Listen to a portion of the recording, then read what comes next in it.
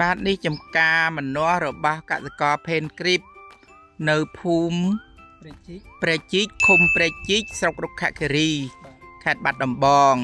ហើយចំការម្នាស់គាត់នេះគាត់ចាប់ផ្ដើមចាក់ថ្មស្អុយហើយគាត់បានប្រើជី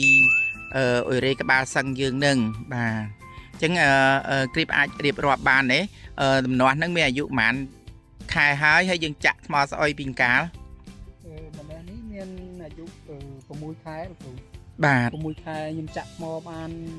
10ថ្ងៃហើយចាក់បាន10ថ្ងៃហើយណាហ្នឹងហើយបងខ្ញុំដាំពីមុនខ្ញុំអត់បានដាក់ជីនឹងទេ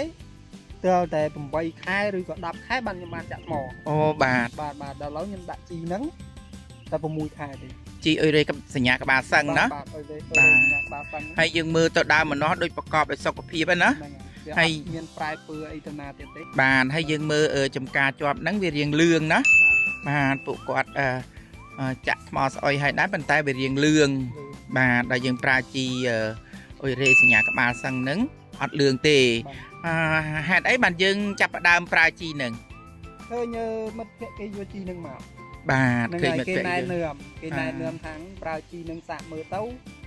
ល្អមិនល្អមិនយើងដឹងបាទហ្នឹងហើយរួចហើយក៏ខ្ញុំយកមកដាក់មនុស្សហ្នឹងទៅបាទពីដំបងអន់ណាស់មនុស្សនេះអ្នកណាមកក៏គេថាដែរបាទហ្នឹងហើយដល់ពេលដាក់ជីហ្នឹងហើយវាប្រែប្រួលមកវិញបានប៉ុណ្ណឹងវិញ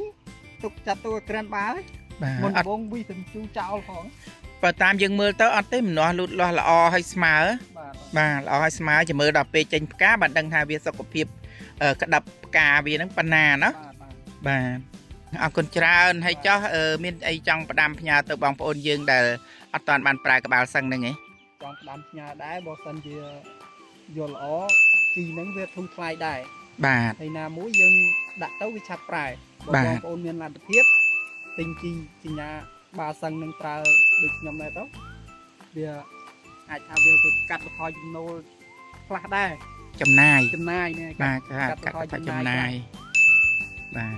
ហើយដំណាំយើងលូតលាស់ល្អពេញចិត្តណាបាទបើយើងធៀបនឹងចំការចិត្តខាងគឺ